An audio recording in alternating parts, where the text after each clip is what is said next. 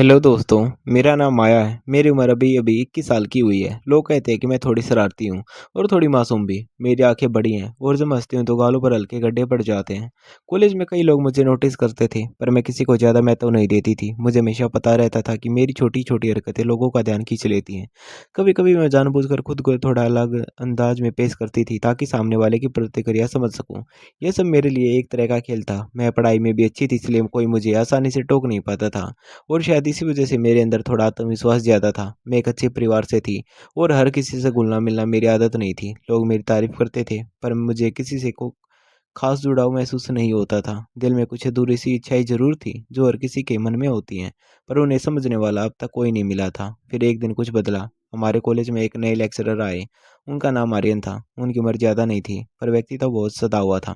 जब वह पहली बार क्लास में आए, तो पूरा माहौल अलग-सा लगने लगा। मैं आगे की बेंच पर बैठी थी और अनजाने में मेरी नज़र बार-बार उनकी तरफ जा रही थी। वह पढ़ाने में मगन थे और मैं बिना कुछ लिखे बस उन्हें देख रही थी। मुझे खुद पर हैरानी हो रही थी कि पहली बार मैं किसी के प्रति इस तरह आकर्षित महसूस कर रही हूँ। इससे पहले मैं लोगों को बस हल्के में लेती थी, पर इस बार बात अलग थी। शुरुआत में उन्होंने मुझ पर कोई खास ध्यान नहीं दिया और यही बात मुझे और भी बेचैन करने लगी। मैं चाहती थी कि वह मुझे नोटिस करें और वे अपने काम में पूरी तरह व्यस्त रहते थे। तब मैंने हल्की-फुल्की शरारतें शुरू की ताकि उनका ध्यान मेरी तरफ जाए, लेकिन मैं इतनी समझदार थी कि अपनी पढ़ाई को कभी नुकसान नहीं होने देती थी। बाकी टीचर्स मुझे पसंद करते थे, इसलिए मैं बच जाती थी, पर आर्यन सर अलग थे। उन्होंने मुझे कभी खास तवज्जो नहीं दी और यही बात मेरे लिए एक चुनौती बन गई। एक दिन मैंने सुना कि क्लास की एक लड़की अपने दोस्तों से कह रही थी कि उसे सर पसंद है। ये सुनकर मुझे अजीब-सा लगा, जैसे किसी ने मेरे अंदर कुछ छेड़ दिया हो। उस दिन मैंने गुस्से में एक बचकानी हरकत कर दी, जिसका असर उल्टा पड़ गया। बात सर तक पहुँची और उन्होंने मुझे सबके सामने डाँटा। उन्होंने कहा कि मुझे अपने व्यवहार पर ध्यान देना चाहिए और मैं अपनी सीमाएँ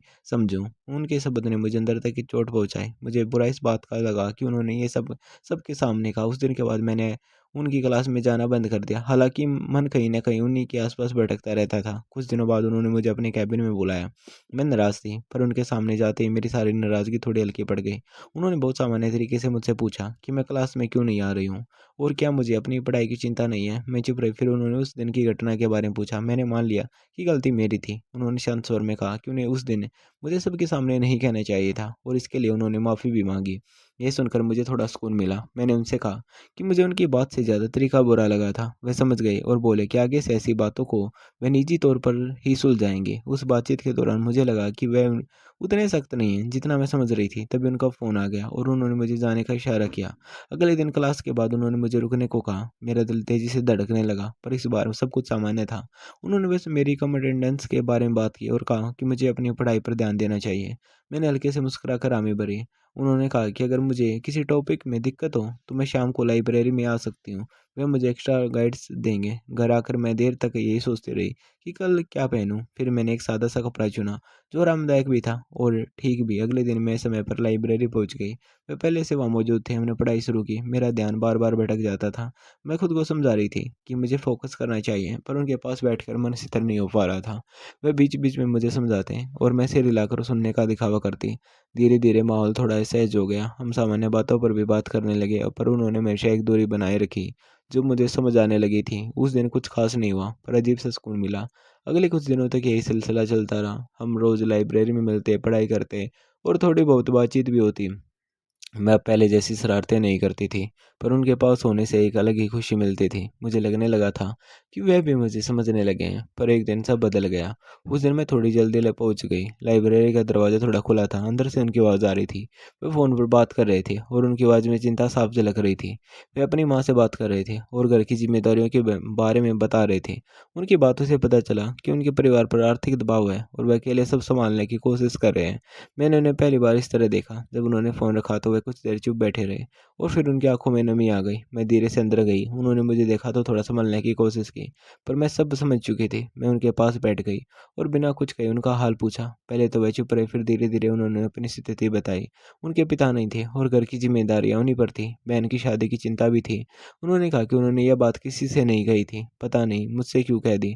मैंने उन्हें भरोसा दिलाया कि वे अकेले नहीं हैं। उस दिन के बाद हमारे बीच का रिश्ता बदलने लगा। अब मैं उन्हें सिर्फ़ एक आकर्षण की तरह नहीं देखती थी, बल्कि एक ऐसे इंसान की तरह जो बहुत कुछ झेल रहा है। मैं उनकी मदद करने लगी, कभी उनके लिए खाना ले जाती, कभी उनसे बात करके उनका मन हल्का कर देती। वे भी मुझे एक भरोसेमंद साथी की तरह देखने लगे थे।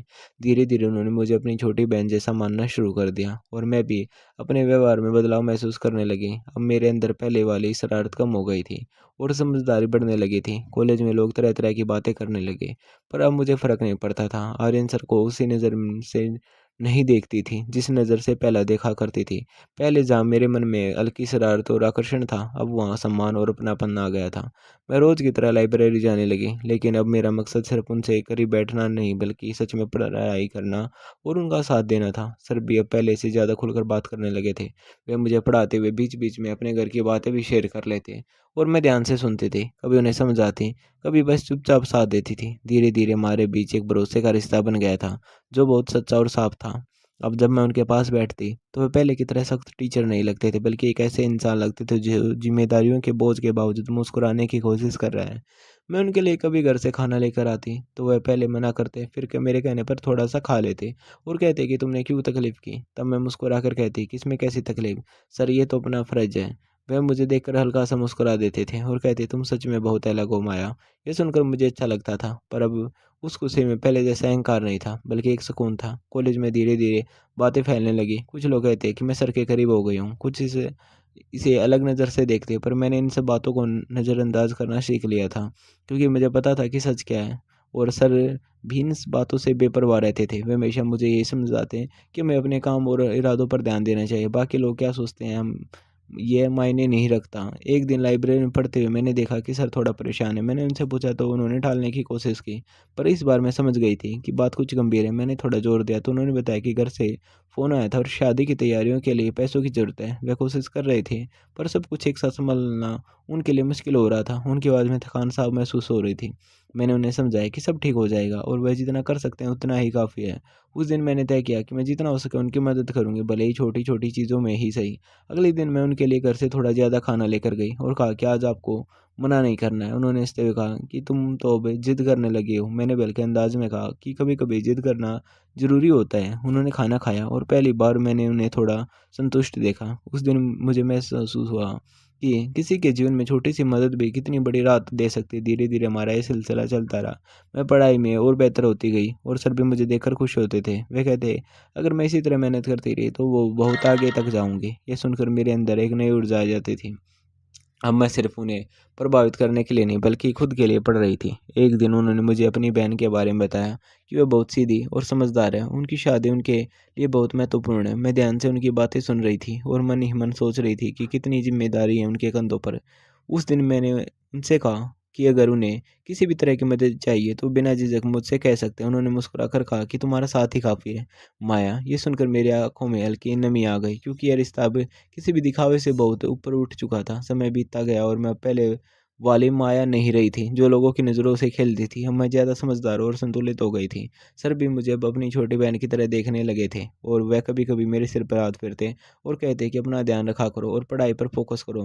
मुझे उनका ये अपनापन बहुत अच्छा लगता था। कॉलेज में कुछ लोग अब भी बातें करते थे, पर कुछ ऐसे भी थे जो हमारे रिश्ते को समझने लगे थे और सम्मान देने लगे थे। एक दिन सर ने मुझे बताया कि उनकी बहन की शादी की तारीख तय हो गई है और उन्होंने उन्होंने मुझे भी आने के लिए कहा। मैं बहुत खुश हुई, क्योंकि यह पहली बार था जब मैं उनके निजी जीवन का हिस्सा बनने जा रही थी। मैंने घर जाकर अपने माता-पिता को बताया और उन्होंने भी मुझे जाने की अनुमति दे दी। शादी का दिन करीब आ रहा था और मैं भी तैयारियों में मन ही मन शामिल हो गई थी। मैं सोच रही थी कि सर के परिवार से मिलना कैसा होगा और वहाँ जाकर मुझे कैसा महसूस होगा। ये सब सोचकर मेरे अंदर एक उत्साह था, साथ ही एक अपनापन भी, जो धीरे-धीरे गहरा होता जा रहा था। मुझे अब ये साफ समझ आ गया था कि ज़िंदगी में हर रिश्ता एक जैसा नहीं होता। कुछ रिश्ते हमें सिखाने के लिए आते हैं और हमें बेहतर इंसान बना देते हैं, और आर्यन सर मेरे लिए वही रिश्ता बन चुके थे, जो मुझे एक नई दिशा दे रहे थे। शादी का दिन आखिर आ ही गया। सुबह से ही उत्साहित थी और मन में हल्की सी घबराहट भी थी, क्योंकि पहली बार मैं आर्यन सर के परिवार से मिलने जा रही थी। मैंने सादगी से तैयार होना ही सही समझा और एक हल्के रंग का सूट पहन लिया, जो आरामदायक भी था और मौके के हिसाब से ठीक भी। जब मैं उनके गाँव पहुंची तो वहाँ का माहौल बिल्कुल अलग था। शहर की भागदौड़ से दूर सादगी और अपनापन हर जगह दिख रहा था। घर छोटा था, लेकिन उसमें जो गर्माहट थी वह बहुत बड़ी थी। सर ने मुझे दरवाजे पर ही देखा और मुस्कुराते हुए मेरा स्वागत किया। उनके चेहरे पर खुशी साफ नजर आ रही थी। उन्होंने मुझे अंदर बुलाया और अपनी माँ से मिलवाया। उनकी माँ ने मुझे देखते ही गले लगा लिया और ऐसा अपनापन दिया जैसे मैं उन्हें पहले से ही जानती हूँ। उनकी आंखों में आंसू थे और उन्होंने कहा कि बेटा, तुमने मेरे बेटे का साथ दिया, इसके लिए मैं तुम्हारी आभारी हूँ। मैं थोड़ा संकोच में थी, पर उनके शब्दों ने मेरे दिल को छू लिया। मैंने उनके पैर छुए और कहा कि इसमें आभार की कोई बात नहीं है।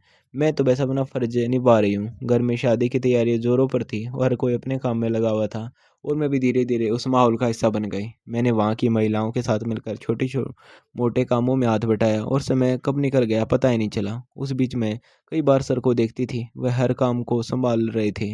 मेहमानों को ध्यान रखना, इंतजाम देखना और फिर भी चेहरे पर मुस्कान बनाए रखना, ये सब देखकर मुझे उन पर और गर्व होने लगा था। शाम को जब शादी की रस्में शुरू हुई तो पूरा घर रोशनी और खुशियों से भर गया। सर शेरवानी में बहुत अलग लग रहे थे। उनके चेहरे पर एक संतोष था, जैसे वो अपनी जिम्मेदारी पूरी कर रहे हों। उन्होंने मुझे दूर से देखा और हल्का सा इशारा करके मुस्कुराए। मैं भी मुस्कुरा दी। उस पल मुझे लगा कि हमारे बीच का रिश्ता शब्दों से कहीं ज़्यादा गहरा है। ये किसी आकर्षण या दिखावे का पर आधारित नहीं था, बल्कि समझ और सम्मान पर टिका हुआ था। शादी की रस्में धीरे धीरे पूरी होने लगी और हर पल अपने आप में खास था। मैं सर की बहन से भी मिली। वह बहुत ही सरल और खुश मिजाज थी। उसने मुझे ऐसे अपनाया जैसे मैं उसकी अपनी ही बहन हूँ। हमने थोड़ी देर बातें की और मुझे महसूस हुआ कि यह परिवार सच में बहुत सच्चा है और जुड़ा हुआ है। रात तक सारी रस्में खत्म हो गई और घर में एक अलग सी शांति छा गई। सब थके हुए थे पर दिल में खुश थे।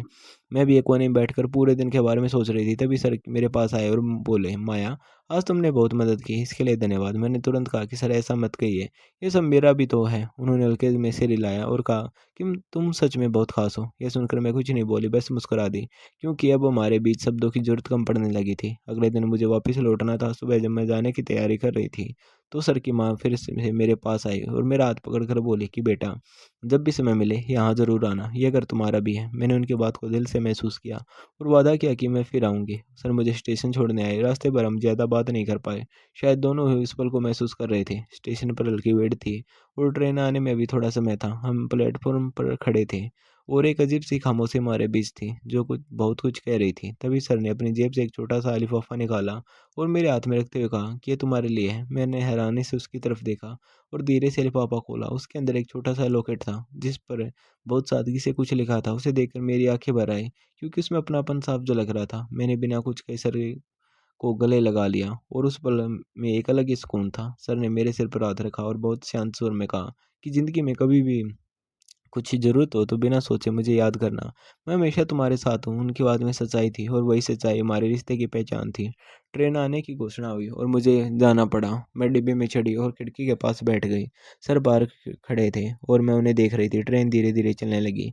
वे दूर होते गए। मेरी आंखों में आंसू थे पर दिल में एक सुकून भी था, क्योंकि मैं जानती थी कि मैंने इस सफ़र में कुछ बहुत अनमोल पाया है। ये रिश्ता किसी नाम का मोहताज नहीं था। इसकी अहमियत बहुत बड़ी थी और शायद यही इस कहानी का सबसे खूबसूरत बात थी कि दो लोग बिना किसी स्वार्थ के एक दूसरे के जीवन में एक मजबूत सहारा बन गए थे।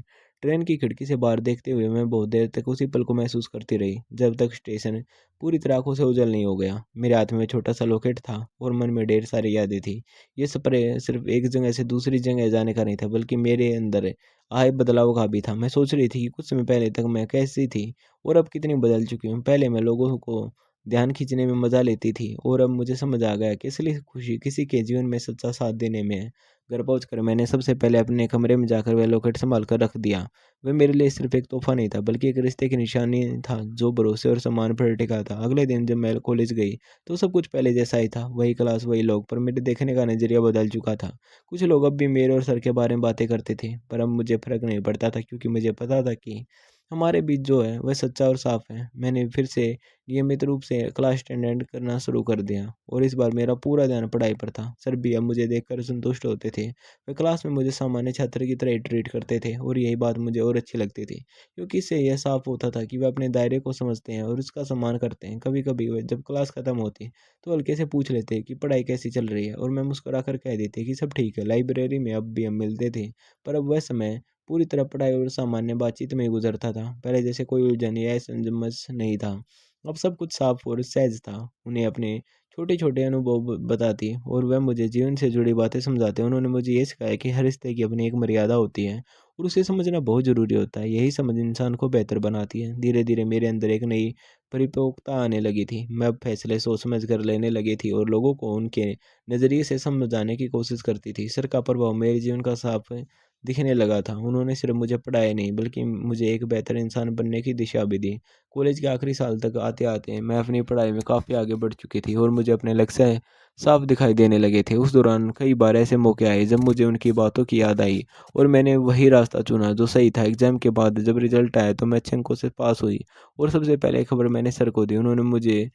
उन्होंने खुशी जताई और कहा कि उन्हें मुझ पर गर्व है। ये सुनकर मेरे लिए वो पल बहुत ख़ास बन गया था क्योंकि ये वही इंसान था जिन्होंने मुझे मेरी सही दिशा दिखाई थी। समय के साथ कॉलेज ख़त्म हुआ और सब अपने-अपने रास्तों पर आगे बढ़ने लगे। विदाई के दिन जब मैं आखिरी बार कॉलेज के बाहर निकल रही थी तो मेरी नज़र अनजाने में उन्हें ढूँढ रही थी। वह स्टाफ रूम के बाहर खड़े थे। मैंने उनके पास जाकर नमस्ते किया।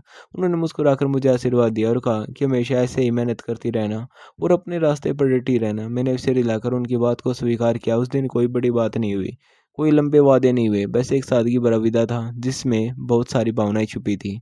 समय बीतता गया और हम अपनी-अपनी ज़िंदगी में आगे बढ़ गए। तो दोस्तों आपको ये हमारी कहानी कैसी लगी? कमेंट करके ज़रूर